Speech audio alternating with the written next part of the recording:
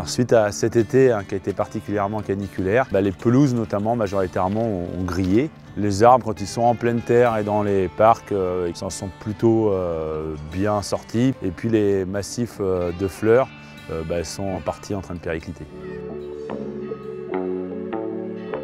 Les restrictions d'arrosage, elles s'appliquent partout, mais pas avec la même intensité, selon qu'on soit sur ce qu'on appelle un îlot de fraîcheur, et puis une pelouse par exemple qui n'a pas un usage intense avec laquelle on va arrêter totalement l'arrosage.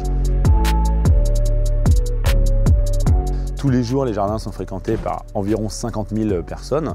Et donc ces personnes-là, si elles vont sur une pelouse intégralement grillée, il n'y a aucun bénéfice. C'est à peu près le même effet qu'être sur un parking d'un point de vue chaleur. Nous avons sélectionné des îlots de fraîcheur, des endroits où il fait plus frais. Dans ces endroits-là, on continue d'arroser nos pelouses. On peut encore arroser les légumes, puisque sans les légumes, on ne peut plus manger. Et donc les paysages nourriciers, les jardins familiaux, les jardins partagés peuvent encore être arrosés, avec des restrictions qui sont les restrictions d'horaire, pas entre 8 h et 20 h.